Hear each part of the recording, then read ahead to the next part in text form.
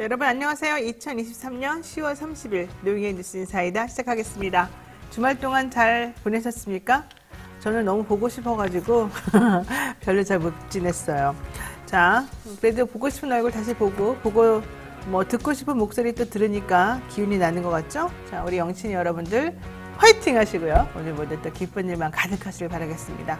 자, 오늘의 방송 내용 간단히 말씀드립니다. 먼저 이진하 기자와 함께하는 뉴스픽 준비되어 있고요. 이어서 대담한 대담 시간에는요, 방통위원이었고, 지금은 또 민주당에서 이재명 특보하고 있습니다.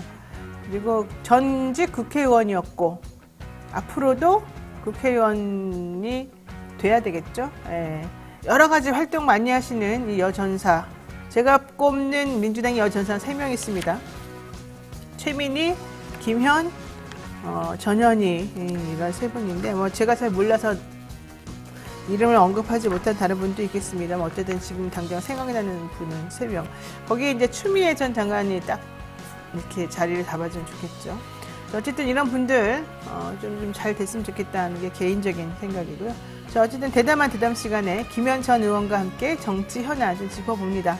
김현 전 의원이 옛날에 안 그랬는데 이 방통위원 하고 난 다음에 좀 사람이 좀 얌전해졌어요. 그래가지고 내가 그러지 마시라 얘기를 하고 있는 중이니까 여러분들도 한번 그냥 솔직하게 세게 얘기해 주세요 라고 한번 응원해 주시죠.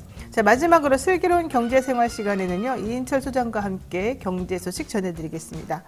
생방송 중에 궁금한 점 있으면 댓글 남겨주시고요. 노영의 뉴스 인사이다 본격적으로 시작해 보겠습니다.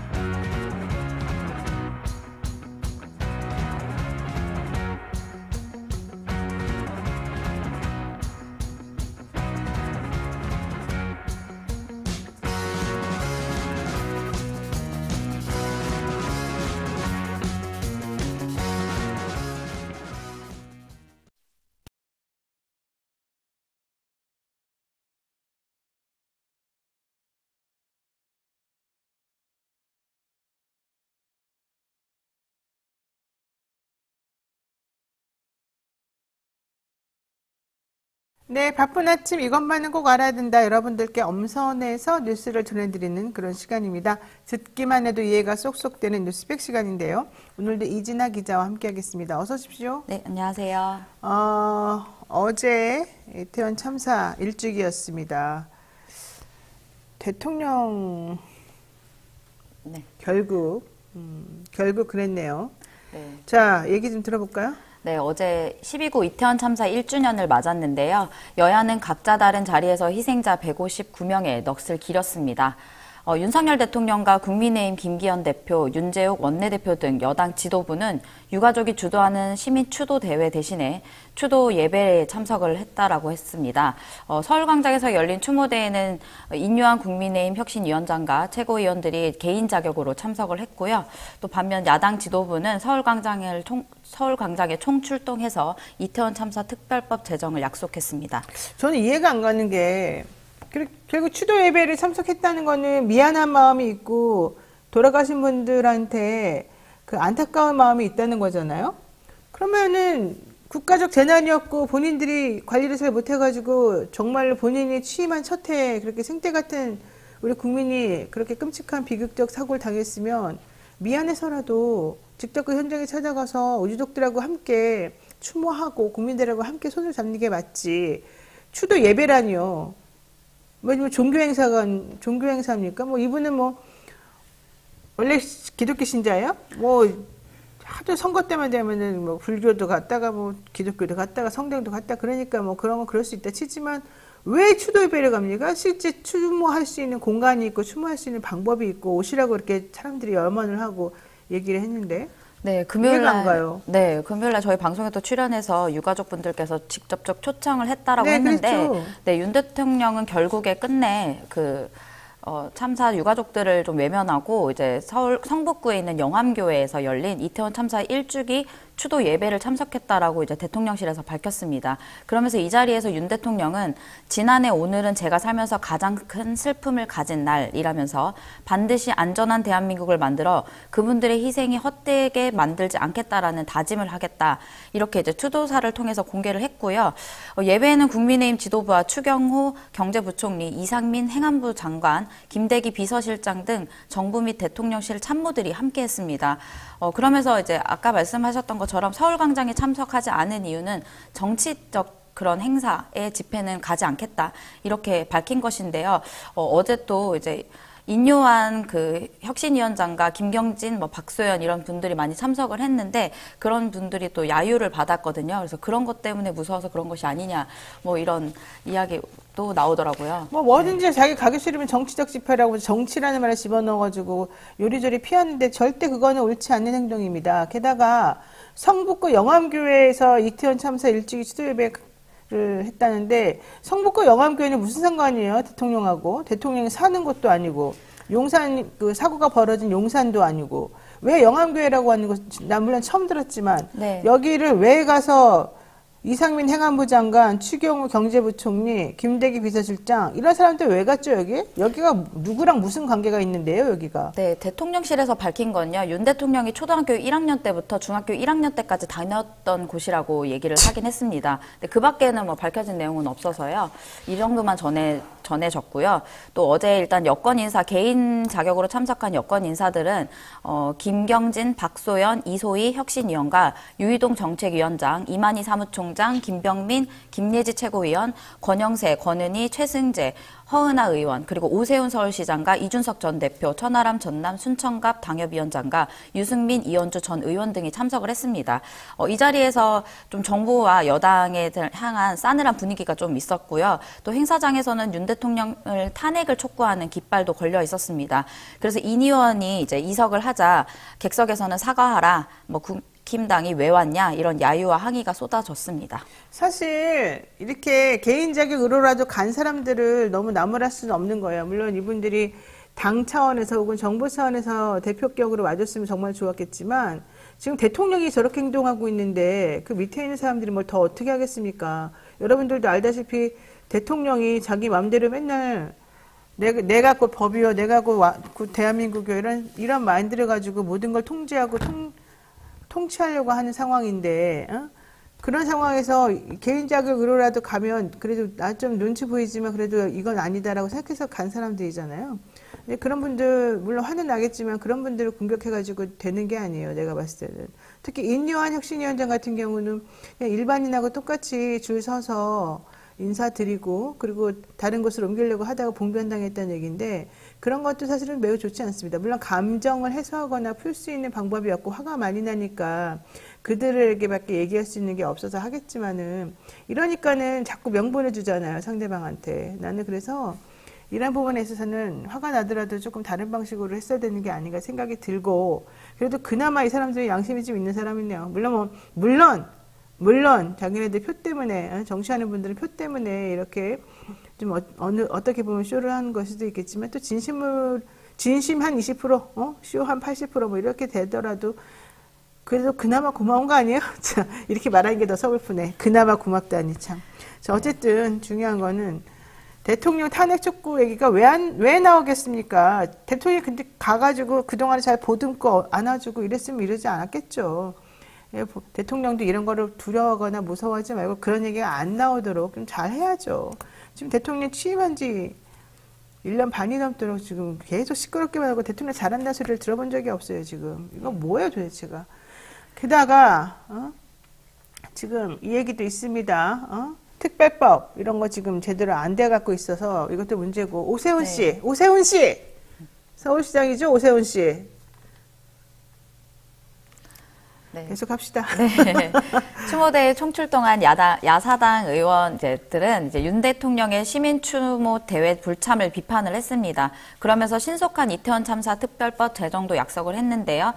일단 이재명 민주당 대표는 권력은 오로지 진상 은폐에만 급급했고 책임 있는 정부 당국자들은 오늘 이 자리조차 끝끝내 외면했다 이렇게 지적을 했습니다. 그러면서 다시는 국가의 무능과 무책임으로 국민의 생명이 헛되이 희생되지 않도록 유족들이 차가운 거리 위에서 더는 외롭게 싸우지 않도록 민주당이 앞장서겠다. 그러면서 특별법을 신속하게 통과하겠다라는 의지를 밝혔고요. 뭐 이 밖에도 용해인 기본소득당 용해인 대표와 또 그리고 정의당에서도 이야기를 했습니다. 반면에 또 이제 오 시장도 이 자리를 참석하긴 했지만 그 전날에 그 홍대에서 좀 인파들이 좀 밀집됐는지 좀 확인한다면서 현장을 나갔거든요. 이제 일주기 전 행사 참석 전에 홍대 일대를 직접 살피면서 오 시장은 헬로윈을 맞아 인파가 북적였지만 나름 질서가 있었고 소방, 경찰, 구청의 안전 인력이 곳곳에 질서 유지에 힘썼고 주요 거리에 설치된 안전 유지선도 한몫을 했지만 시민 여러분들도 스스로 지나친 밀집을 피하는 등 질서 의식을 보여줬다. 이렇게 평가했습니다. 그런데 이제 이렇게 이야기를 하긴 했지만 사실 많은 사람들은 그럼 지난해는 왜 이렇게 하지 못했느냐라는 쓴소리도 나오고 있습니다. 나는 이렇게 입에 발린 소리라도 안 하는 것보다 낫다는 게 또 저의 생각이긴 합니다만, 입에 발린 소리보다는 그 대집행 할 테니까 이거 철거해라. 안 그러면 니네들한테 3천만 원씩 물리겠다. 이딴 거 안 했어야 된다고 봐요. 결국은 돈 냈잖아요. 네? 이게 뭡니까? 그래 놓고 이제 와가지고 뭐 어쩌고저쩌고 딴 얘기를 자기네가 제대로 국민들을 지켜주지 않고 질서를 유지하지 않아가지고 그 참사가 일어나게 만들어 놓고 그 사람들 추모한다고 거기다 채워놓으니까 여기다 왜 채워놔? 이거 방해되잖아. 이거 치워? 안 치워? 안 치워? 너 그러면 내가 치우고 너네들한테 돈 달라 그런다? 이런 거잖아요, 결과적으로는. 과태료 물리게 하고. 예? 그래 놓고 또 좀 지나가서 여기 와가지고는 뭐 어쩌고저쩌고 그래요. 예? 그러니까 사람들이 싫어하는 거죠. 도대체가 사람들이 모순적이고 진실성이 없잖아요. 나는 참 여러 가지 측면에서 이런 걸 보게 되면은 너무 속상해서 내가 가급적이면, 내가 원래 흥분을 잘하기 때문에 흥분도 안 하고 싶은데, 나는 사람들이 참 얼굴들이 참 그렇다 이런 생각 많이 하게 됩니다. 자, 꽁이님이 이렇게 말씀하시네요. 그나마 온 여권 인사들 과연 강서에서 패배하지 않았어도 총선이 없었어도 왔을까요? 아니라는 것을 알기 때문에 시민들이 분노를 한 거 아니겠습니까? 맞아요. 나도 이렇게 생각해요. 그렇지만 또 그게 정치니까 또 그렇게라도 와야 되니까 그걸 또 고마워하는 마음이라도 또 가지고 있는 것이 그나마 그렇게라도 하는 게 고맙다 이 생각이 또 들게 하는 것이 인간적인 또 마음이라 참 복잡하고 신경질 나죠. 신경질이 납니다. 솔직히 말해가지고. 그리고 나는 정치한다는 사람들이 이렇게 막 말만 번지르라는 거 너무 싫어요. 사람들이 그렇게 진실성이 없고 이기적이고 그러죠. 예? 자기 일이라고 생각해봐요. 나는 그런 것 자체가 너무 이해가 안 가고 화가 많이 나는데, 내가 화가 많아서 이렇게 화를 내는 게 아니에요. 저는 화가 많지 않아요. 저는 사람 미워하지도 않고 이해심이 엄청 많아요. 그럴 수 있다. 그런 것도 충분히 이해 간다. 이런 사람이긴 한데 이해를 하는 것하고 그렇게 하면 되는지 안 되는지 하는 것하고는 별개 문제거든. 지금 여권 인사들 다 잘못하고 있는 겁니다. 대통령이 잘못하니까 모든 사람들이 다 잘못하는 건데 다 잘못합니다. 요즘에 할로윈이요. 각 학교마다 혹은 외국 학교들도 마찬가지지만 지난번 참사 때문에요. 할로윈이라는 말도 제대로 못 쓰고 그냥 그 호박에 이렇게 유령같이 생긴 그런 거 있잖아요. 그 표정도 못 쓰고요. 해골, 유령 그런 거 하나도 못 쓰고요. 그다음에 코스프레도 못하게 하고요. 그냥 페스티벌 정도로만 좀 아주 축소해가지고 지금 하고 있어요. 예? 그런 것들을 지금 보세요. 국민들이 자발적으로 무엇을 하고 있나. 나라님들은 왜 그런지 모르겠어요. 자, 어쨌든 이렇게 말만 하고 진정성 없는 악어의 눈물처럼 보이는 그런 거 그만두시기 바라겠습니다.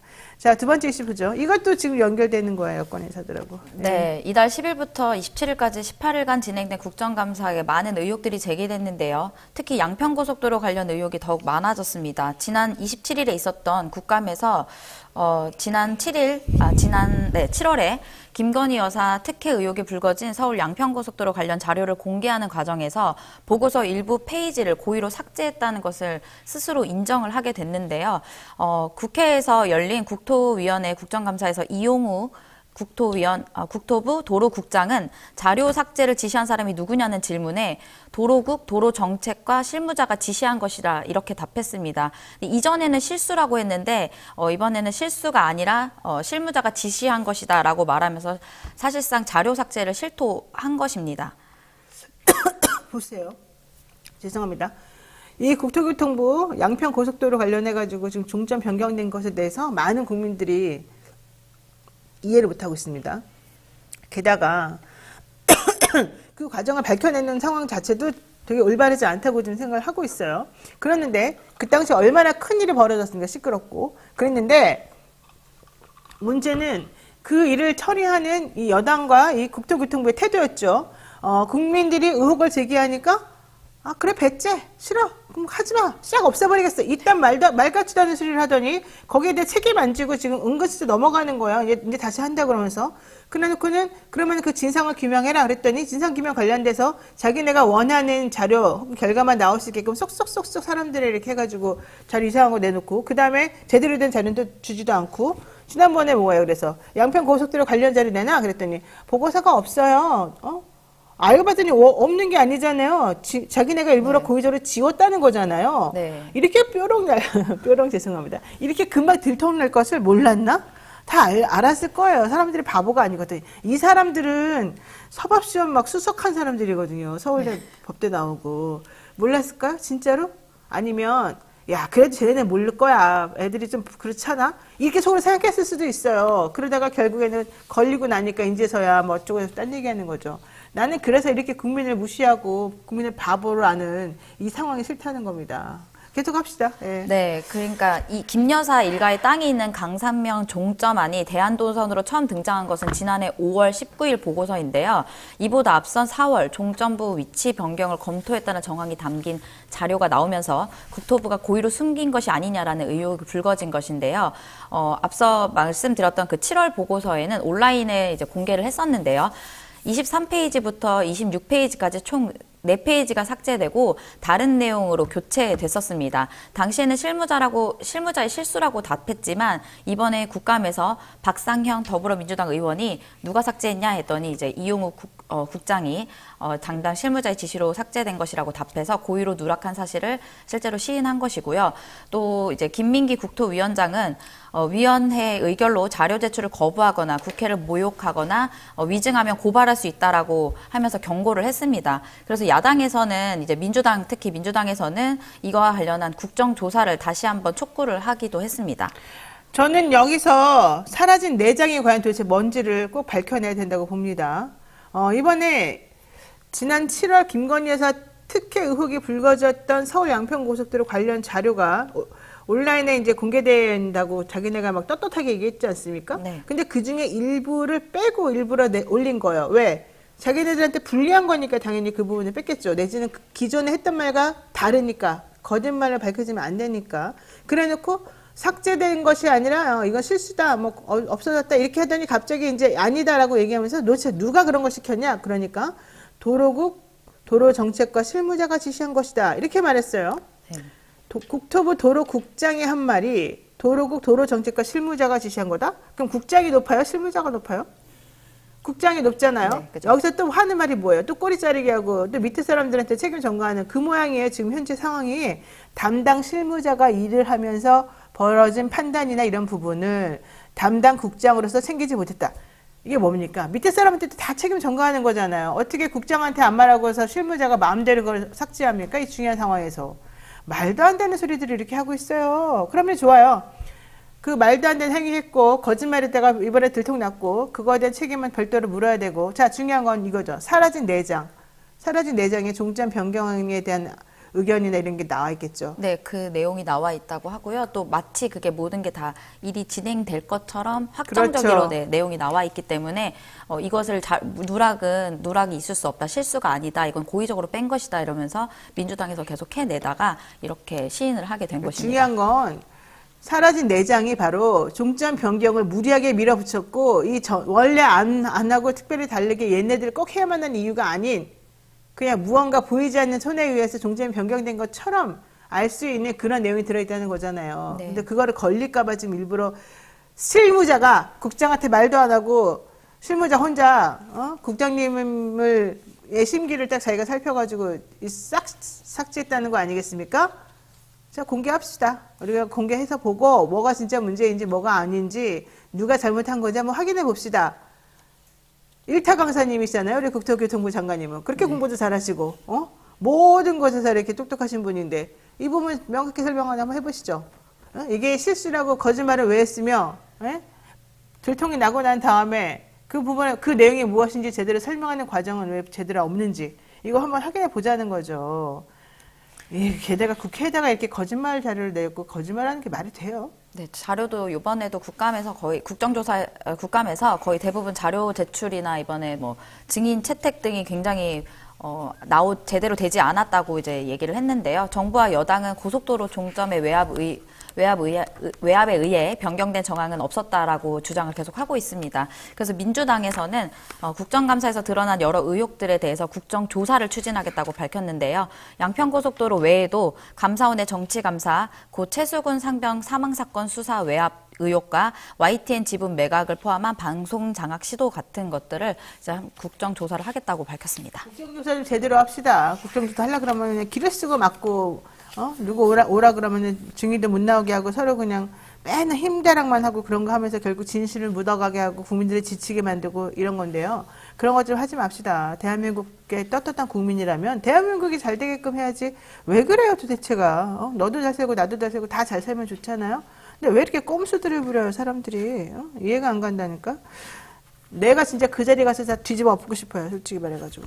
내가 능력이 안 돼가지고 나를 안 시켜주겠지만 내가 정말 들어가서 한번 보면 뭐가 좀 보일 것도 같아. 제발 좀 장난 좀 치지 맙시다. 내가 하고 싶은 말은 그거예요. 이 얘기 들으시는 담당하시는 공무원님들 보면 생각해 보세요. 윗대가리들은 절대 안 잘려요. 밑에 사람들만 다 잘못이라고 그래요. 야, 내가 감독을 못했네. 얘가 알아서 한 거네. 뭡니까 이게 도대체가. 내가 좀 그런 거 하려고 늘공하고 있습니까? 어공 때문에 우리가 그런 소리 들어야 됩니까? 예? 물론 국장은 어공이 아니겠지. 그러나 결국 그런 메커니즘의 이 결과물이 왜 나왔겠습니까? 자존심을 지키고 본인이 하는 일에 정말 자부심을 가지고 대한민국을 위해서 어떻게 하는 게 가장 좋은 건지 생각을 합시다. 네, 여기까지 해야 될 것 같습니다. 이진아 기자 수고 많으셨어요. 네, 감사합니다. 네, 생방송 댓글 참여 계속 부탁드립니다. 저는 잠시 후 대담한 대담으로 돌아오겠습니다.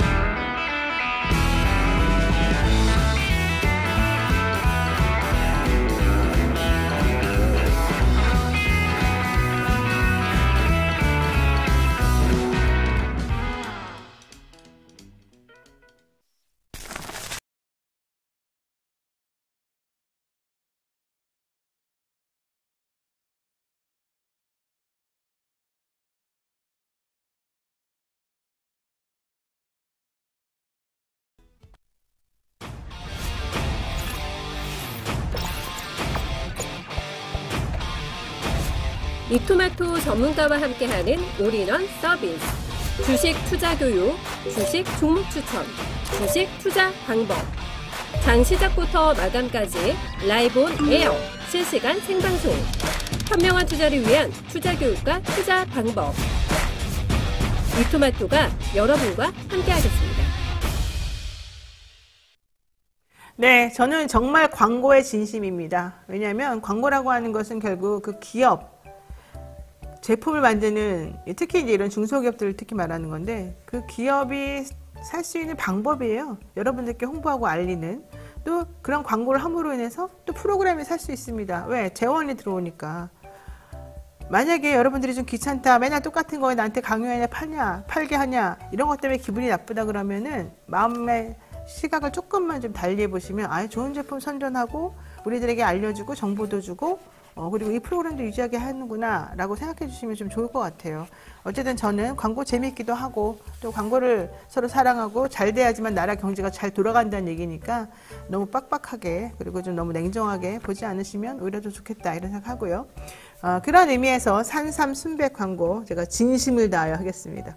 지리산 7년근 산양산삼에서 100% 추출한 진액으로 만든 산삼 순백입니다. 우리 예전에 인삼만 먹어도 고려 인삼 얼마나 좋았습니까? 그러다가 홍삼 좋았죠? 산삼입니다. 이젠 자그마치 산삼.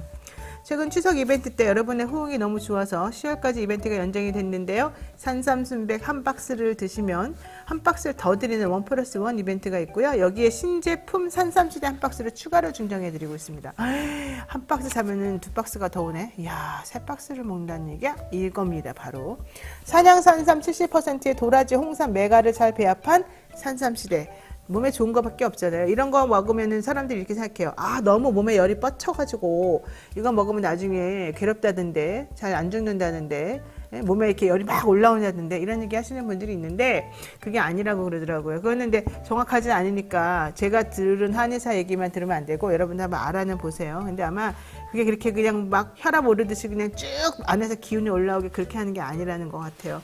자, 어쨌든 산삼 순백, 산삼 치대, 그런 걱정을 조금 뚝 덜어버릴 수 있도록 지금 정성을 들여서 만들었으니까 한번 경험해 보시고요.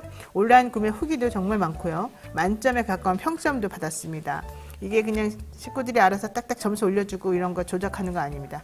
산삼 순백으로 온 가족 환절기 건강 챙겨보시는 거 좋고요. 조금씩 양을 조절해가지고 이 타이밍을 간헐적으로 잘 드시는 이런 방법도 있다고 하죠. 자, 산삼 순백, 산삼시대 잊지 마시고 한번 드셔보시고 유사상품과 혼동하지 마시기 바랍니다. 네, 광고의 진심인 여자 노영이었습니다. 자, 이제 대담 바로 시작하겠습니다. 요즘 정말 정치권에서 하루도 조용할 날이 없어서 김현 전 민주당 의원 모시고 정치계 각종 현안에 대해서 날카로운 시각 한번 들어보도록 하겠습니다. 어서 오십시오. 네, 안녕하십니까. 김현 전 의원께서는 그러니까 학교 다닐 때부터 지금까지 학교 다니고 난 다음에 얼마 안 있어서 지금까지 계속 정치 활동을 하신 건가요? 1988년도에 평민당에 입당을 하고 중간에 한 2, 3년 공백 빼고는 노무현 대통령 모시고 청와대 갔을 때 탈당하고 이번에 이제 방통위 가면서 3년 빼고 그래도 여전히 정치를 하고 있었으니까요.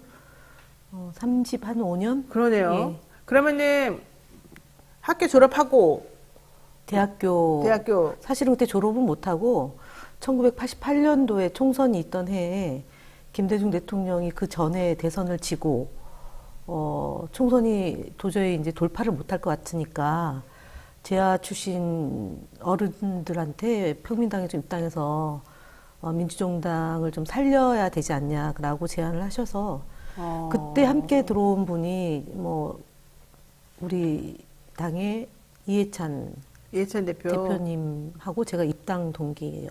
그래요? 네. 그러니까는 이분 한양대 나오셨는데 공부도 잘했나 봐. 근데 중요한 건 학교 졸업도 못했군요. 결국 그때 학생운동 하느냐고 1년 더 다녔죠. 네, 그랬어요. 나중에 됐군요. 자, 어쨌든 중요한 건 그때부터 사실 그때가 가장 우리 이제 학생운동의 정점이던 시기였기 그렇습니다. 때문에 6월항쟁. 네. 그거를 본인이 외면하고 본인이 취직하고 이런 쪽으로 신경 쓸 수는 없었다. 그런데 김대중 전 대통령이 그 당시에 우리 이 열악한 상황을 좀 같이 한번 이겨내보자라고 해서 그때 뜻이 맞는 분들하고 같이 평민당 활동부터 시작해서 여기까지 이제 오게 된 거다. 네, 그렇습니다. 그래서 한 35년. 그러니까 사실은 우리보다 저는 당연히 말할 것도 없고 정말 정치에 관심이 많다고 하는 그런 분들보다 훨씬 더 내공이 깊은 거예요. 말하자면은. 왜냐면은 그 김대중, 노무현 이분들의 지금 이 당 내에서의 김대중 대통령은 그래도 이 당에 관련해가지고 참 힘이 좋았지만 노무현 대통령은 사실 그게 아니었거든요. 그렇죠. 기반이 없었죠. 기반이 없는 사람이 어떻게 대통령까지 되고 또 정부하고 여당이 협력해서 뭔가 해내고 이거 하는데 얼마나 힘이 들었는지 너무 잘 알기 때문에 그 당시에 노무현 대통령이 승부수 던졌던 게 바로 이제 이 꼬마 민주당 그거는 김영삼 쪽인가요? 어쨌든 그때 그 당을 만들어가지고 이걸 다 정리를 해줬었던 거잖아요. 열린민주당인데 열린민주당. 사실은 그때도 열린민주당을 만드는 걸 처음부터 찬성한 건 아니에요. 그러니까 그때 당 안에서 네. 민주계와 소위 그 친노계의 그 싸움이 있었는데 노무현 대통령을 지지하는 그룹이 좀 소수였어요. 네. 그리고 그때도 이제 총선을 앞두고 있었기 때문에 당내에 이제 파열음이 있었는데 안에서 싸우라라고 애초에는 노무현 대통령이 얘기하셨는데 네네네. 그때 이제 신기남, 정동영, 뭐 천정배 이런 분들이 당을 만들어야 되겠다고 해서 소수 정당으로 가고 그 와중에 이제 탄핵이 발의가 돼서 맞아요. 역풍이 불어서 대통령이 소속되어 있는 정당이 153석을 얻게 되는 거죠. 네. 자, 어쨌든 노무현 대통령은 참 외로운 사람이었다. 이걸 제가 지금도 느끼는데 바로 옆에서 그분과 함께 또 민주화를 위해서 싸웠군요. 나는 이제 민주당 이런 지 바꿨으면 좋겠어. 민주 그만 얘기하고 우리 그냥 잘 먹고 잘 삽시다 이런 당으로 해서 바꿨으면 좋겠어. 내가 어제 오늘 계속 그 생각만 하고 있어. 운전하고 다니면서. 자, 그 얘기는 좀 나중에 하도록 하고요. 근데 어쨌든 제가 말씀드리고 싶은 거는 베테랑이다. 이 내부 사정을 너무 잘한다. 그러니까 우리가 바깥에서 보는 거하고 실제 내부에 있는 사람이 이걸 헤쳐 나가기 위해서 이 상황을 바라보는 건 많이 다르다. 그래서 우리들에 대해서 조금 뭔가 설득하는 작업도 좀 필요해 보이고 우리들도 좀 제대로 된 이해를 하는 게 필요할 것 같다. 이 얘기를 제가 하려고 사실 이제 처음에 서두를 길게 꺼냈고요. 이거 한번 이제 이 백그라운드를 생각하면서 한번 우리 방통위원이었던 김현 의원의 얘기를 한번 들어보겠습니다. 자, 윤석열 대통령 내외가 사우디, 카타르 순방을 다녀왔어요.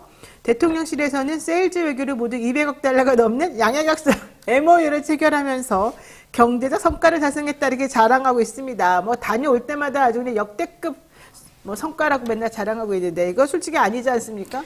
예전에 이제 우리가 그 이명박 전 대통령 시절을 보면 자원 외교라고 그래서 상당히 이제 많은 MOU를 체결하고 그다음에 수조 원에 가까운 걸 했지만 나중에 보면 다 깡통이 됐고요. 한 푼도 얻지 못하는 일이 있고 그게 이제 부채로 남아 있어서 국정조사까지 한 바가 있습니다. 지금 뭐 사우디아라비아, 카타르 다녀왔다고 하지만 MOU라는 것은 뭐 사실은 손에 잡히는 것이 아니기 때문에 좀 더 지켜봐야 될 것 같고요. 매달 지금 이제 순방 외교를 하는데 구체적인 성과보다는 일시적으로 국내 이제 복잡한 일을 뒤로 하고 지지율 상승 이런 것에 더 역할을 하고 있는 거 아닌가 그렇게 보여집니다. 그러니까 사우디하고는 21조 1,500만 원, 카타르하고는 6조 2,400억 정도 MOU를 체결했다. 지난해 말 사우디하고는 39조 3,240억, 올해 아랍에미리트하고는 40조 6,700만 원. 을 약속받았다. 그래서 결과적으로 뭐가 있었습니까? 지난해도 그렇고 올해도 그렇고. 시작인 거로 봐야죠. 예. 시작이요? 네. 양해각서는 뭐 법적 구속력도 전혀 없고 그렇죠. 그냥 서로 양쪽 국가가 각자의 국민들에게 나 놀지 않았어. 우리 이거라도 좀 해보려고 생각해. 한번 희망을 가져봐. 라고 할 때 사실은 쓰는 게 MOU예요. 구체적인 내용이 있는 게 아니라. 그렇죠. 네. 그래서 MOU 체결했다고 좋아했다가 그 언론사에서 막 서로 앞다퉈서 막 순방 성과 이러면서 내놓거든요.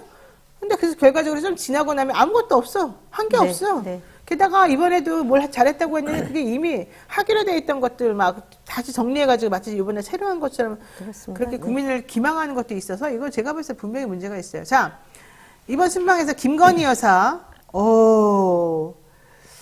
또 대접 잘 받고 왔습니다. 윤석열 대통령이 무함마드 빈 살만 사우디 왕세자 겸 총리와 야마마궁 입장할 때 김건희 여사가 바로 뒤에서 한 가운데에서 검정색 옷을 입고 맞죠? 네. 네, 아주 당당하게 딱 서 있어요. 지금 화면 보시는 것처럼. 근데 사우디아라비아에서 저렇게 여성을 대우해본 역사가 없다는 겁니다.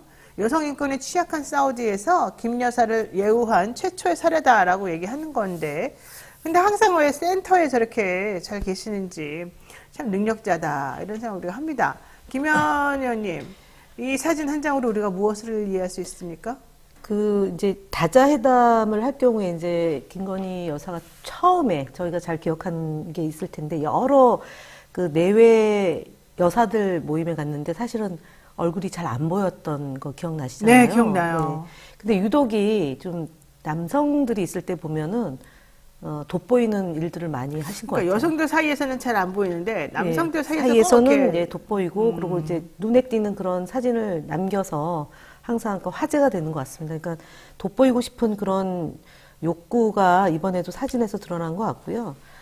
사실 모르겠습니다. 저희가 이제 노무현 대통령도 사우디아라비아, 카타르 순방을 했을 때 제가 청와대 춘추관장으로 있으면서 답사도 가고 그다음에 본 행사도 갔는데 보통 여사님 일정은 여사님들끼리 하고 그렇죠. 대통령은 뭐 대통령끼리 행사를 하는데 이분의 경우는 이쪽 그 사우디 쪽의 여사님과의 단독 일정이 별로 주목을 못 받는 것 같고요. 두 번째로는 한국, 그러니까 나가 있는 교포들을 만난다거나, 뭐 간담회를 한다거나, 그런 일정들이 좀 있어야 되는데, 그 부분은 이제 뒤로 하고, 항상 대통령 옆에서 주목받는 일로 이번에 사우디 카타르 국빈 방문이 정리가 된 것 같습니다. 제가 근데 궁금한 거는 꼭 여사님이 같이 가야 돼요? 왜 맨날 꼭 같이 가시죠? 가셔서 뭘 해갖고 오신 거죠? 사실은, 그러니까 저는 뭐 제가 순방을 55개 도시를 그때 노무현 대통령 모시고 갔는데요. 1박 3일 되는 일정이 한번 미국 방문 일정을 제외하고는 대부분 여사님들이 순방을 동행하는 건 뭐냐면 사적인 영역에서 좀 챙겨야 될 일들이 좀 있습니다. 뭐 넥타이를 고른다거나 양복을 입는다거나 아니면 좀 음식 같은 것도 의전비서관이 하는 거 아니에요? 아니에요. 그런 것들은 사실은 지금은 의전비서관도 자녀 학폭 문제 때문에 그만뒀죠. 잘렸기 때문에 네. 그리고 이제 그러니까 뭐라고 얘기해야 되나요? 손발이 되는 게 이제 좀 내외가 해야 될 일들이 있기 때문에 가는 건 저는 뭐 맞다고 봅니다. 근데 모든 행사에 가시잖아요. 아니, 그러니까 이번에 모든 행사가 아니라 여사님 일정을 하고 대통령 일정을 해야 되는데 지금 이제 대통령실에서 이렇게 국민들에게 알리는 홍보 사진을 보면 단독 일정이 좀 눈에 띄지는 않았다. 근데 단독 일정이 꼭 사고가 났지 않습니까? 캄보디아 가서도 그런 빈곤 사진 때문에도 논란이 됐고 지난번에는 그 쇼핑 논란이 되고 그러니까 별도 일정을 좀 줄이면서 대통령 옆에 있으면서 센터로 자리 잡고 있는 거 아니에요? 글쎄요, 저는 모르겠어요. 남편 넥타이 걸려주러 가야 된다? 예를 들면 그렇게 하려면 너무 돈이 정말 네. 비효율적이고 돈이 너무 많이 드는데요. 네. 자, 어쨌든 중요한 거, 어제가 이태원 참사 일주기였습니다. 서울 광장 등지에서 시민 추도대회가 열렸는데, 우리 대통령은 박정희 대통령 추도식에 갔다 왔고요. 예? 그러면서 박근혜 전 대통령한테 또 러브콜을 지금 보내고 있습니다. 이건 뭡니까 도대체?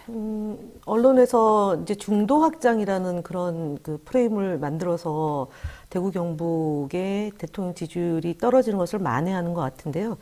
그렇게 할 수 있는 것은 아닙니다. 그리고 두 번째로는 박정희 대통령 추모식에 처음 참석했다는 거 아닙니까? 그러니까 이 추도식이 사실은 이제 12구 추도식이 있고, 그 다음에 박정희 전 대통령이라고 해야 되겠죠? 그분이 비명에 가신 건데, 보통 이 행사는 안 갔죠. 전직 대통령, 그 누구도 안 갔던 이유는 독재를 했던 대통령이기 때문에, 물론 산업화를 일군 대통령이란 평가도 있지만, 비운에 간 대통령이기 때문에 안 갔는데, 좀 급한 것 같습니다. 지지율이 하락하고, 좀처럼, 그러니까 특히 대구 지역에서 안 좋은 현상이 나오니까, 박근혜 전 대통령을 끌어안기 위한, 세력들을 끌어안기 위해서 제스처를 취한 것 같습니다. 그래요. 그러면 받아들였다고 봐야 됩니까? 박근혜 대통령이나 TK 쪽에서? 오늘 뭐 물론 여론조사에 반영이 되지는 않았겠지만 최근에 대통령 지지율이 이제 순방하고 나서 그리고 이제 박정희 추도식 가서 일정하게 지지율이 좀 2, 3% 상승한 걸로 지금 보여지기 때문에 대통령실에서는 그렇게 분석할 가능성이 높습니다. 그래서 좋네요. 대통령실에서는 좀 내려가는 것 같으면은 뭔가 외국 나가고요. 올리고 네.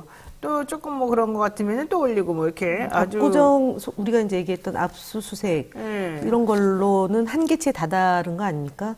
그리고 말 따로 행동 따로 해가지고 얼마 전에 이제 이재명 대표께서 말 따로 행동 따로 하는 정부다라고 이제 비판한 바가 있는데 실제로 지금 박근혜 전 대통령을 끌어안은 것은 대구 경북 지역에서의 분열을 좀 막으려고 하는 그런 움직임의 일환으로 보고 좀 지켜봐야 될 것 같습니다. 네. 자, 어쨌든 대통령 결국 현장에는 가지 않고요. 따로 본인이 예전부터 다녔다던 교회에서 추도 예배 그냥 하시고 넘어갔습니다.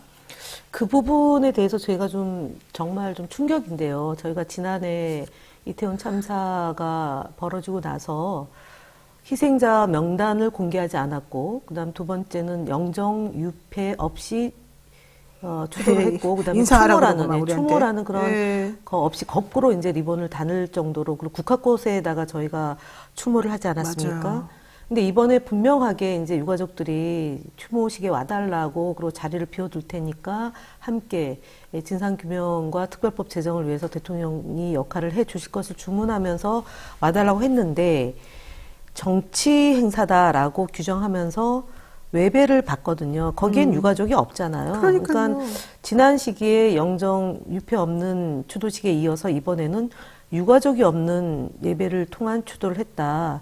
2번 죽이는 것 같습니다. 그러니까 사실 어떻게 보면 상당히 모욕적이에요. 엉터리 같은 행사 하나 하면서 이거 해주고 있잖니, 괜찮지, 왜 그래, 나 이렇게 잘하고 있는데, 이렇게 강요하는 이런 느낌이 좀 맡아서 좀 기분도 안 좋고. 자, 중요한 건 어쨌든 여야가 이 관련해서 재난안전법 개정, 이태원 참사 특별법 이런 거 지금 얘기는 하고 있는데, 이것도 역시 지금 어떻게 될지 모른다는 거. 뭐든지 그냥 일이 일어나면 시끄럽기만 하고 아무것도 되는 게 없다는 거. 이게 바로 가장 안타까운 일인 것 같아요. 자, 국민의힘 얘기 한번 해보겠습니다.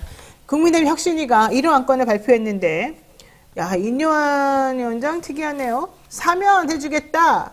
얼마나 고맙니? 영남권에서 호가호위했던 사람들 다 험지 나가라. 이 2가지 지금 얘기를 하고 있어요. 자, 당내 통합을 위해서 이준석, 홍준표, 김재원, 태영호까지 사면 대상으로 지금 언급이 되고 있습니다. 당사자들을 특히 이준석, 홍준표 시장 매우 기분 나빠하고 있는데, 이거 무슨 뜻입니까? 니네 내가 용서해 줄 테니까 이제 당을 위해서 열심히 싸워. 밖에 나가서 시끄럽게 하지 말고. 이겁니까? 제가 볼 때는.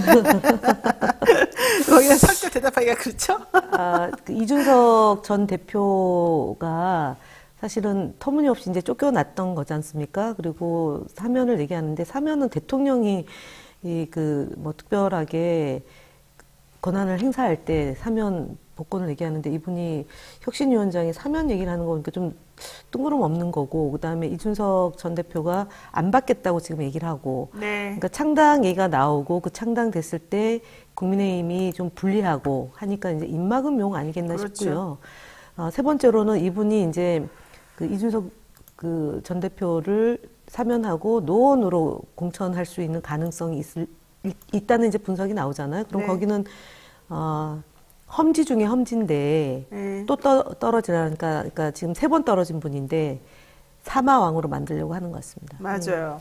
자, 인요한 혁신위원장이 영남권 인사들 험지 출마 얘기하고 나니까 영남권 인사들 진짜 화 많이 났어요. 이거 지금 내 목숨을 내가 지금 갖고 장난쳐? 지금 이런 분위기거든요. 인요한 혁신위원장 의대 교수라서 지금 본인이 이 정치적인 큰 그림을 못 본다, 뭐 이런 얘기부터 시작해서 이거 김기현인 기분 나쁠 텐데 용산에서 시켰냐, 이런 얘기까지 다 나오고 있어요. 이렇게 나온 이러한 식의 뭐라 그래야 돼요? 방법론? 이건 뭡니까 도대체가? 최근에 이제 인요한 위원장이 혁신위원장 되고 나서 언론 보도를 쭉 보면 인터뷰도 좀, 그러니까 보수 언론이나 아니면은 그 종편, 그 다음에 SBS 이렇게 5군데랑 인터뷰를 하고 나머지 언론하고는 이제 인터뷰를 뭐 추가로 할지는 봐야 되겠지만, 보면 이제 언론에서 인요한 위원장의 말을 참 잘 포장해 준다라는 점이 이제 주목해야 될 것 같고요. 두 번째로 이제 영남 지역 의원 중에 스타 의원을 험지인 수도권으로 보내야 된다라는 얘기를 하는데, 이제 국민의힘의 험지가 수도권이 된 것을 스스로 고백했다라고 저는 보면서 이제 나름대로는 경각심을 갖고 있다라고 볼 수 있는데, 제가 이제 국민의힘 국회의원들을 보니까 영남권에 다선 의원도 있지만 사실은 충청권에도 다선 의원이 있고 강원권에도 다선 의원이 있습니다. 첫 번째로는 윤핵관이 다선 의원이에요. 근데 영남만 콕 집었다는 얘기는 결국은 용산에서 염두에 두고 있는 인사들을 세력 교체를 하기 위해서 영남을 찝은 거 아닌가 보여지고요. 그다음에 이제 충청권, 강원권이 이제 이어서 지적이 될 것 같은데, 제가 볼 때는 결국은 윤석열 사단을 배치시키기 위해서 인요한 위원장이 지금 일성을 한 거 아니냐. 그럼 결국은 이제 당내 분란, 그러니까 교란이 이제 향후에, 지금은 인요한 위원장이 그러니까 당내 혁신을 하는 것처럼 보이겠지만 결국 밥그릇 싸움이잖아요. 네. 그렇게 되면은 굉장히 이제 시끄러워질 것 같다라고 보여집니다. 지금 뭐 바지 사장, 바지 전무 얘기까지 나오고 있는 상황인데 인유한 위원장이 역할 잘하고 있다 이런 얘기도 들려옵니다. 지금 언론의 지면을 장식하는 걸로 보면 네, 잘하고 뭐 있어요. 역할을 하고 네. 있다 현재까지는. 자, 보세요. 원내 111석입니다. 국민의힘이. 그중에서 영남이 65석입니다. 원내가 111석인데 그중에 영남이 65석인데 그 65석 중에서 56석을 국민의힘이 가져갔어요. 그러니까 9석이 지금 민주당하고 네. 다른 데가 이제 가져간 건데, 그러니까 결국 영남은 매우 중요한 텃밭이에요. 네. 수도권이 아니에요. 이 국민의힘 입장에서는. 호남의 2.5배가 된다고 봐야죠. 그렇죠. 네. 영남은 호남보다 정말로 이 의석수도 많고 면적도 넓고 인구수도 엄청나게 많아요. 그러니까 전체적으로 봤을 때는 민주당이나 이 호남 사람들이나 뭐 전라도 비하 이런 것들이 사실은 맥을 못 추는 이유가, 그러니까 계속 그런 일이 벌어지는 이유가 이제 사람의 수, 뭐 힘, 세력 이런 거겠죠. 그러다 보니까 점점 이제 부도 그쪽으로 편중되는 그런 현상이 벌어져요. 옛날에는 땅이 넓고 곡식을 많이 생산할 수 있는 곳이 돈이 많았었으나 이제는 산업화가 되면서 다 반대가 돼버렸단 말이죠. 네. 자, 그런 상황에서 박정희 대통령이 이 경북 대구 쪽에 엄청나게 편중된 그런 개발을 했기 때문에 지금 여기까지 왔는데, 결과적으로 그러다 보니까 그 동네 사람들은 다 자기네 동네 사람들 찍는단 말이에요. 그런데 그렇게 가지고 이제 안 된다라고 하는 생각이 이제 나오는 겁니다. 그래서 인 위원장이 지난 27일부터 28일까지 여러 인터뷰를 통해서 괜찮은 스타 의원들 나가서 험지 출마 좀 해달라 이런 얘기를 좀 했어요. 자, 이 얘기는 왜 그러겠습니까? 그 좋은 동네 우리한테도 넘겨라. 니네만 독식하는데 이거잖아요. 네. 그렇기 때문에 이게 이제 공천 전쟁의 전주곡이다 이렇게 볼 수밖에 없는 겁니다. 자, 여기에다가 지금 이 국민의힘의 이 새로운 분위기를 잡아가지고 뭔가 해보려고 하는 인물들이 있습니다.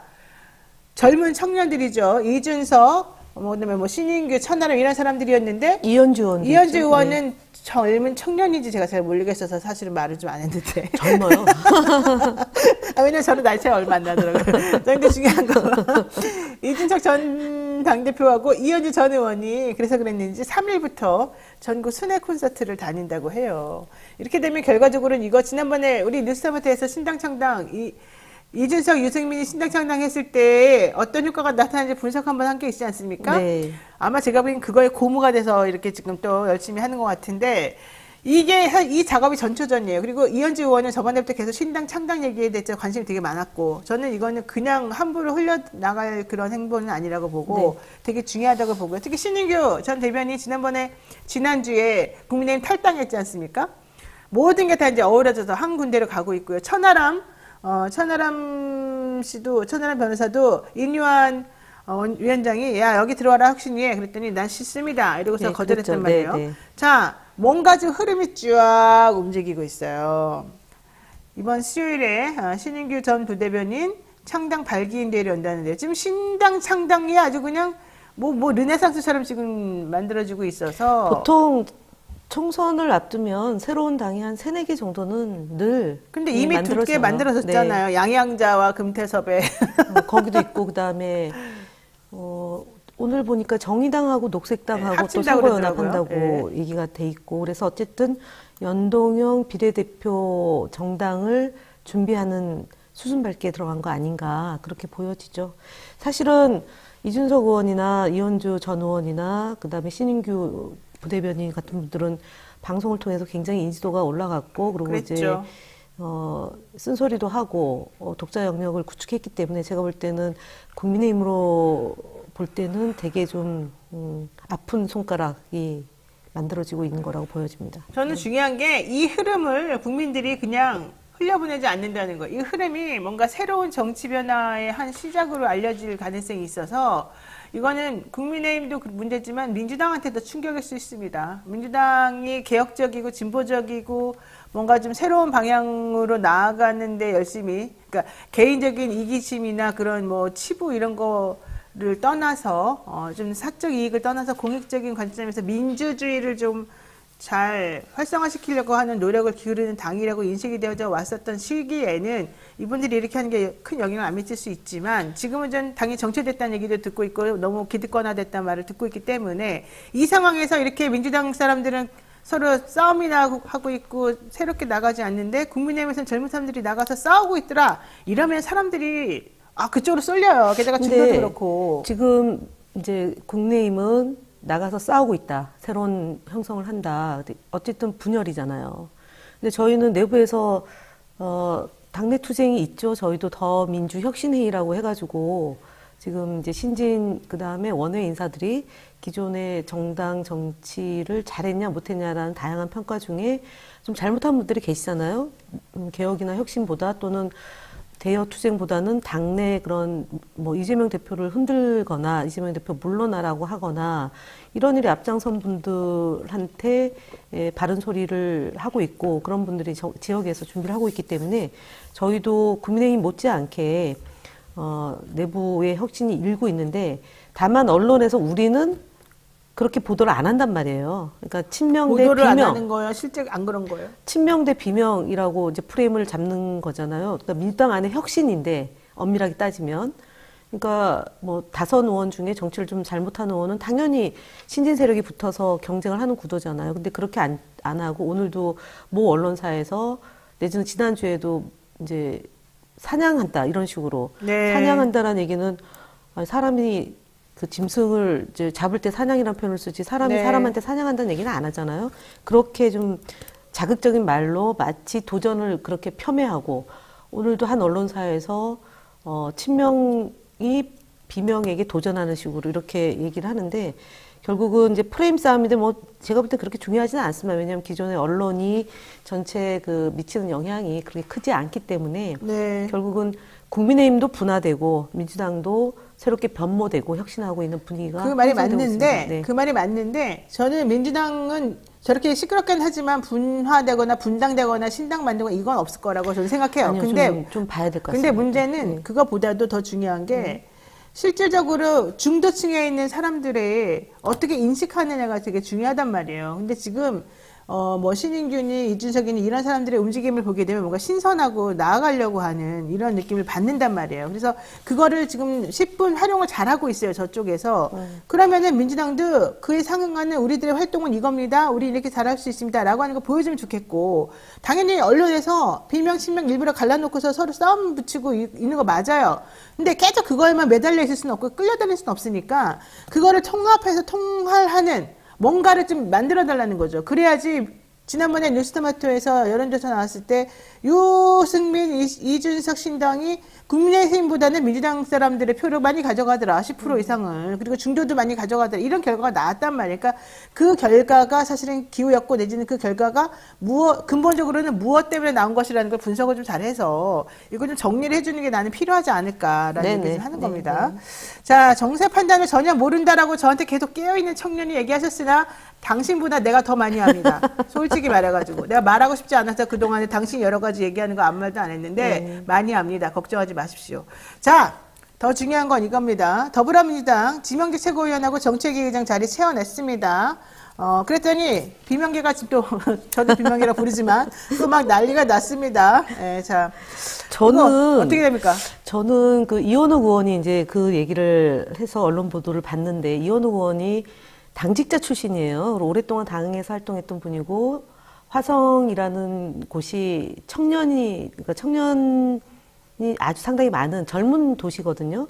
근데 어느 날 이렇게 이분이 계속 얘기하는 거 보면은 트집 잡고 좀 실력으로 승부하기보다는 그러니까 보수 언론에 제목 장사하는데 혈안이 된 게 아니냐 이런 생각이 들어서 굉장히 안타깝습니다. 그리고 두 번째는 이분이 과학기술정보통신위원장이었습니다. 그래서 제가 방통위원으로 활동할 때 좀 그때 이슈가 많았는데 그 부분을 좀 제대로 안 했어요. 그래서 저는 같은 당 소속 의원에 대해서 가급적 좀 그 공개적인 자리에서 비판을 자제해 왔는데 이현욱 의원 도저히 이렇게 가면 국민들로부터 심판을 면키 어렵다는 말씀을 드리고요. 박영순 의원 지역구에 그러면은 예를 들어서 송갑석 의원 지역에도 도전자가 있는데 그럼 송갑석 의원은 최고위원 하면 안 되죠. 네. 그리고 또 하나는 그러면 지금 출마를 준비하고 계시는 많은 분들이 있는데 최고위원이라고 하면 그 지역에 도전을 하면 안 되는 겁니까? 역으로 네. 그 여성 중에 시민사회에서 활동했고 그다음에 구청장까지 하신 분이고, 네. 그리고 실력이 있다면 적재적소에 그 인재를 발굴해서 내년 총선에 대비를 해야 되고, 특히 충청이 중요하잖아요. 저희가 국힘에서 5 의원이 충청권이 많습니다. 그러면은 대전에뿐만 아니라 충청 남북도에 한 명도 여성 국회의원이 없어요. 그러면은 여성을 인재 발굴을 해야죠. 네. 30% 할당제를 어떻게 그러면 채워낼 건지 이원우 의원은 답을 해야죠. 계속 좋아요. 하지 말라라고만 말씀하시지 말고요. 네. 자, 이현희 의원 답하시고, 제가 이 민주당 인사들이 방송에서 하고 있는 말에 대해서도 제가 한번 좀 지적을 하겠습니다. 저는 민주당 인사가 아니기 때문에 좀 더 자유롭다고 생각하지만, 민주당 인사들 말도 보면 되게 이상한 게 많아요. 지금 지난번에 KBS 광주방송에서 설주환 변호사가, 이분이 직책이 있죠? 더불어민주당에서 법률위원회 부위원장이라고 나왔는데 27일 광주방송 토크쇼에 나와가지고 가결파를 징계한다고 정청래 서은숙을 징계해야 된다 이렇게 얘기했습니다. 정청래 서은숙은 최고위원 아니겠습니까? 민주당의.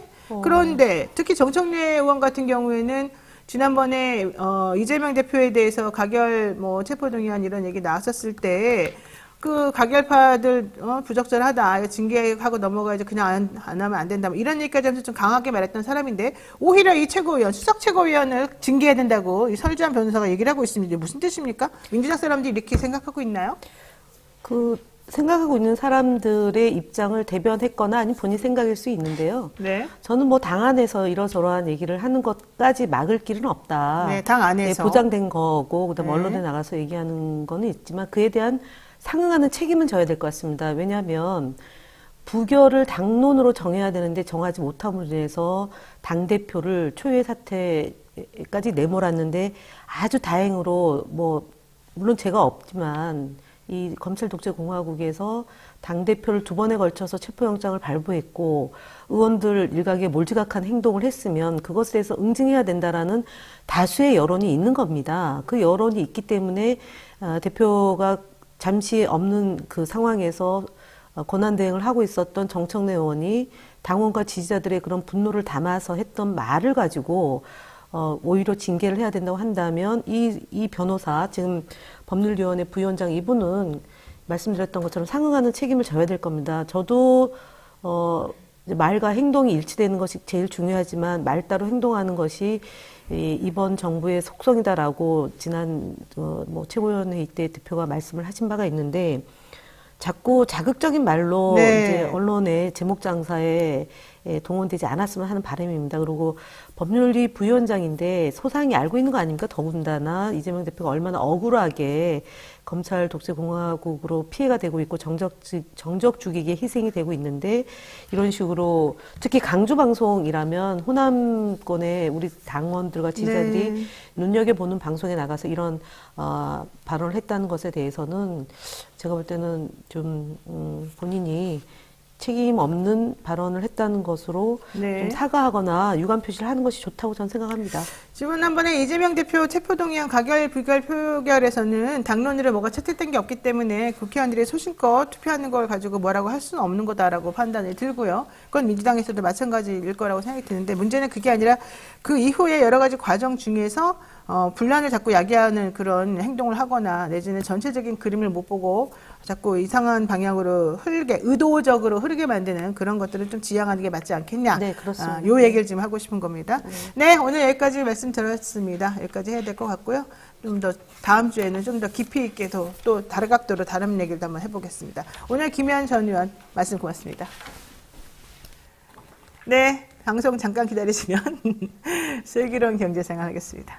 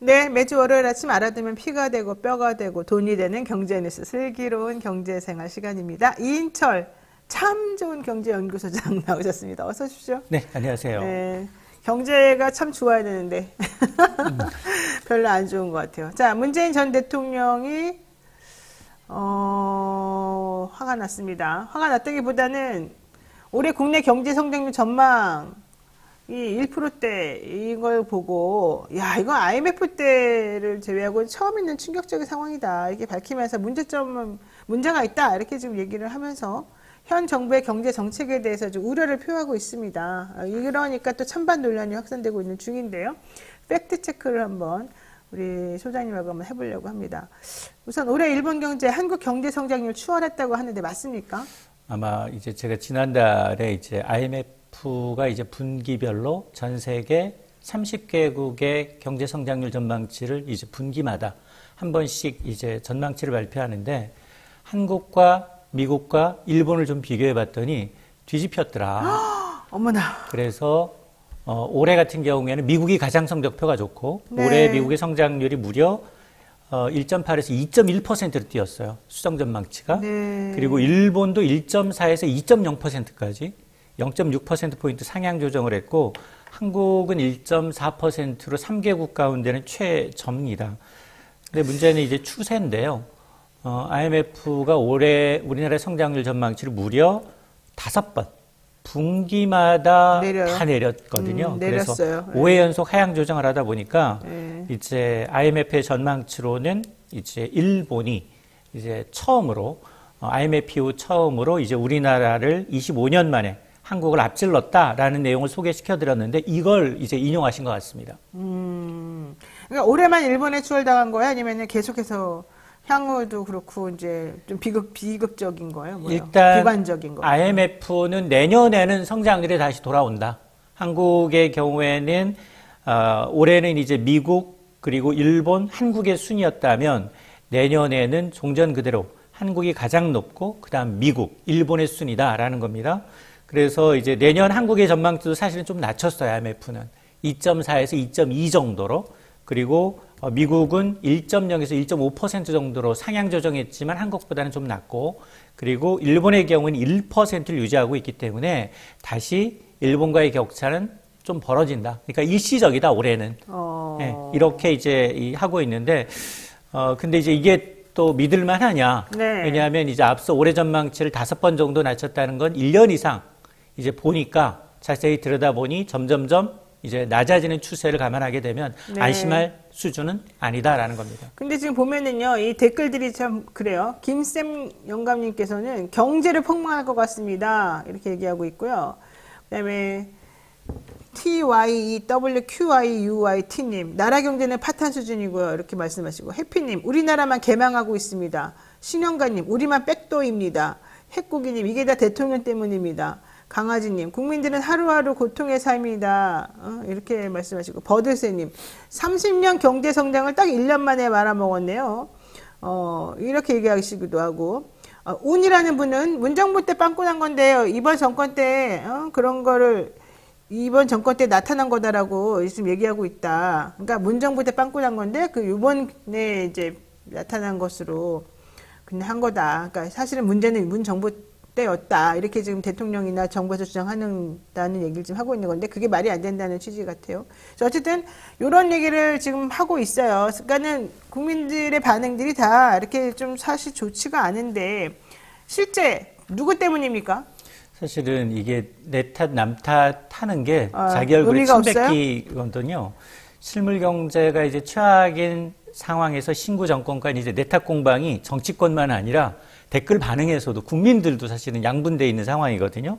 근데 팩트 체크를 해보면 저는 개인적으로는 사실 이런 정치적 논쟁을 가장 좀 싫어하고 여야 모두 어느 편도 아니고요. 경제적 관점에서 보면 일부는 맞고 일부는 틀리다는 겁니다. 왜냐하면 현 정부가 출범한 지 2022년 5월이었기 때문에 1년 지금 반 정도 흘렀거든요. 그러니까 이제 현 정부의 경제 성장률에 대한 평가는 현 정부가 책임지는 게 맞고 그 다음에 당연히 또 그 다음에 일부 구조적인 문제도 있어요. 외부적으로 보게 되면 이제 우크라이나 전쟁이나 그리고 뭐 이스라엘 하마스 간 분쟁, 그 중국의 경기 부진이라는 건 뭐 우리 탓도 아니고 그리고 내부적으로 보면 3대 이제 기본이라고, 경제활동의 기본이라는 건 우리가 경제교과서를 보면 자본, 노동, 토지를 이제 들 수 있는데 우리는 자본도 없고 토지도 열악하고 상대적으로 그나마 그동안 이제 노동력을 바탕으로 해서 성장을 해왔는데 노동력이 급속히 지금 고령화되고 있어요. 과거 우리가 두 자릿수 성장할 때는 20, 30대 체력이었다면 지금 40대 중후반으로 넘어가면서 성인병에 걸려 있는 상황. 아니 진짜 그 공사 현장이나 이렇게 힘쓰는 그런 장에 가보면 60대 이상의 20%도 넘게 일을 하고 있대요. 공사 현장의 80%는 외국인 근로자들. 외국인 근로자이고 네. 우리나라 사람을 가더라도 나이 많이 드신 분들을 가 있다는 맞습니다. 거예요. 거기다가 외국인 근로자가 이제 희소하다 보니까 옆 사업장에서 조금 더 준다 그러면 가버려요. 막 가버리고. 그러니까 인력 구하기가 너무 어렵다라는 겁니다. 자, 그러다 보니까 사실은 이 근원이 뭐냐? 노동력이 위기다. 그렇죠. 저출산이 가장 큰 문제인데 우리나라가 2006년 이후 이제 정부가 저출산을 극복하기 위해서 380조 원을 들였습니다. 네. 근데 모든 정부가 다 실패했어요. 자, 그러다 보니까 이 중위 연령 자체가 지금 과거에 20대가 100m 뛰는 거랑 40, 50대가 100m 뛰는 거랑 차이가 날 수밖에 없습니다. 과거에 5%, 7% 성장을 굉장히 우리가 이제 기억하면서 그걸 똑같이 가겠다라는 기준은 잘못된 거고요. 그러니까 이런 관점에서 보면 현 정부도 잘못이 있고 이전 정부도 구조조 개혁이 늦었기 때문에 이제 이런 결과들이 이런 위기 상황을 초래했다라는 게 맞습니다. 뭐 누구 잘잘못 따지고 있는 게 지금 중요한 게 아니다. 지금 현재 있는 상황에서 빨리 이 상황을 극복하는 게 중요하겠다. 이제 이런 얘기 같아요. 자, 한국 경제 잠재 성장률이 빠른 속도로 낮아지고 있다. 이렇게 얘기를 하고 있습니다. 뭐 잠재 성장률이 낮아지는 근본적인 이유는 뭐 이미 너무 이렇게 개발도상국처럼 막 올라갈 수 있는 시스템 자체가 이제 아니죠. 인프라 자체가. 그리고 맞습니다. 인구도 너무 이제 줄어들었고 또 세계적으로도 지금 선을 별로 좋지 않고 이런 거기 때문일 텐데 문제는 이걸 어쨌든 그래도 끌어올리긴 해야 되잖아요. 어떻게 하면 됩니까? 맞습니다. 사실은 이제 우리 일을 해서 그동안 이제 풍부한 노동력을 바탕으로 7, 80년대 해외에 나가서 건설 업무 하면서 우리 이제 의료 봉사하면서 이 성장률을 이끌어왔다면 지금은 사실은 저출산 이제 고령화가 진행되다 보니까 굉장히 빠른 속도로 이제 사망자 수가 출생아 수를 이제 추월하다 보니 노동력이 근본적인 문제입니다. 줄고 있는 이제 일할 사람이 있어야 되는데 2006년부터 앞서 제가 이제 380조 원을 들였다라고 하는데 그럼에도 불구하고 이제 출산 장려 대책 물론 필요합니다. 돈을 들이는 것도 필요한데 근데 선진국들이 이제 저출산을 극복한 그런 사례를 좀 보게 되면 지금 애를 낳는 거는 돈을 주고도 안 되니 차라리 외국이 이민 정책을 통해서 사람을 좀 흡수하거나 아니면 가장 어려운 게 그 개혁이에요. 구조개혁에 많이 힘을 썼어요. 네. 우리가 가장 못하는 거, 교육, 연금, 그 다음에 공공, 정치, 노동개혁. 이게 지금 어느 정권도 다 실패를 했습니다. 그러다 보니까 이런 것들, 기득권 세력의 반발을 이겨내면서 이걸 강하게 밀어붙이는 동력이 돼야 되는데 그러다 보니까 구조적인 게 늦어졌죠. 네. 그나마 지금까지 글로벌 경쟁력을 유지했던 대기업들은 그나마 반도체, 자동차 뭐 이런 것들이에요. 그 위에 새로운 먹거리가 보이지 않는다라는 게 이제 또 하나의 치명적인 문제점이거든요. 이런 이제 성장 전략이 바닥에 드러난 만큼 미래 우리 먹거리는 뭐냐? 과연 노동 생산성, 이 늙어가는 체력을 어떻게 빨리 체질 개선할 거냐? 이거에 대한 문제점을 짚어내야 되고요. 반도체 이후의 미래 먹거리는 뭘까? 이걸 빨리 찾아서 미래 먹거리 위주로 산업을 재편해야 합니다. 근데 우리도 여전히 제조업에 지금 목매여 있는 상황이거든요. 자, 그러다 보니까 대외 의존도가 굉장히 높아요. 이제 수출 의존도 여기에다가 이제 에너지 의존도가 높다 보니까 위기 심하다. 대외 경제가 흔들릴 때마다 우리나라가 가장 먼저 출렁거려요.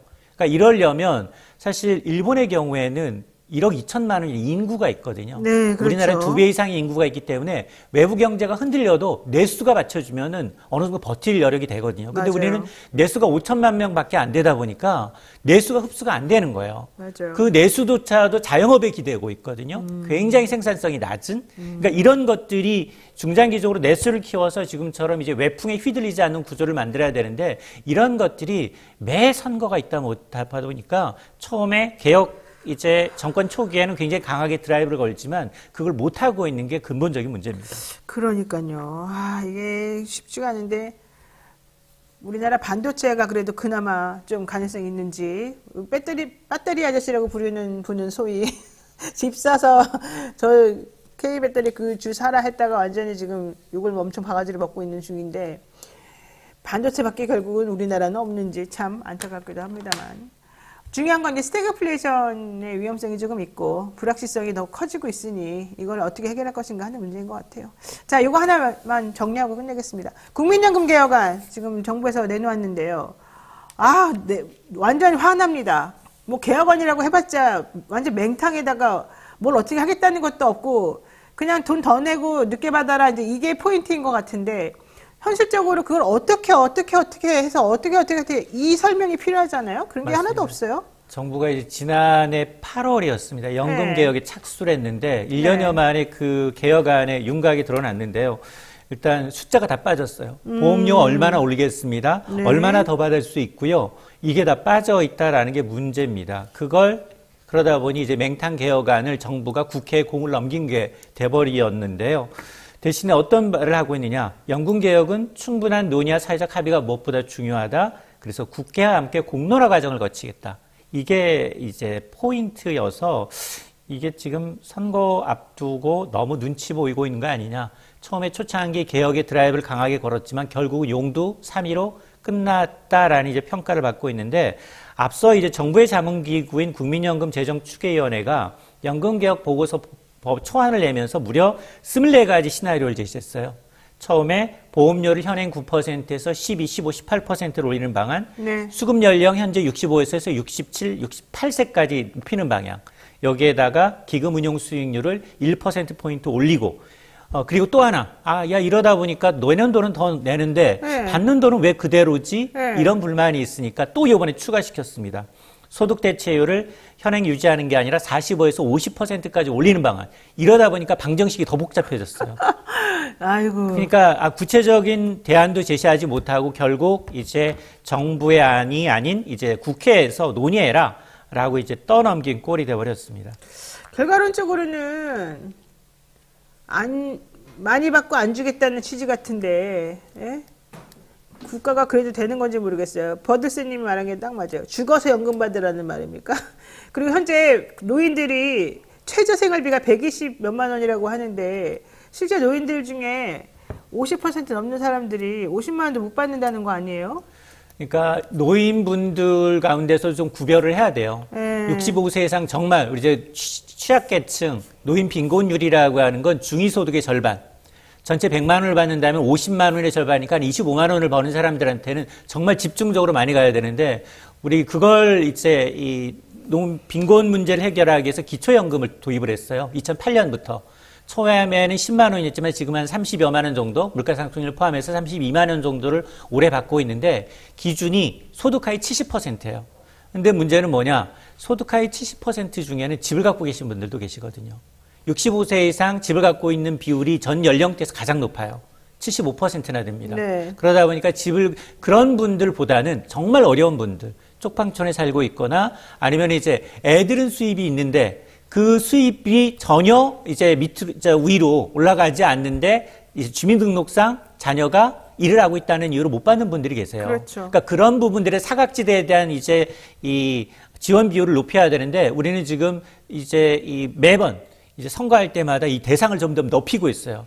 그러다 보니까 기초연금에 들어가는 재정이 올해만 20조 원입니다. 아이고. 근데 또 해결 방안이 해결이 안 된다는 게 난 더 문제라고 보는데. 여기에다 이제 내년에는 순차적으로 40만 원까지 지금 30만 원에서 40만 원까지 올리겠다고 얘기를 하고 있거든요. 그러니까 정부가 그 현재 월 32만 원 수준인 기초연금을 40만 원으로 인상하는 방안을 추진한다고는 하는데 과연 이거 가지고 무슨 문제가 해결이 될런지 모르겠고 연금 개혁이 산으로 가고 있다 이런 얘기 좀 계속해서 나오고요. 더 문제는 청년층입니다.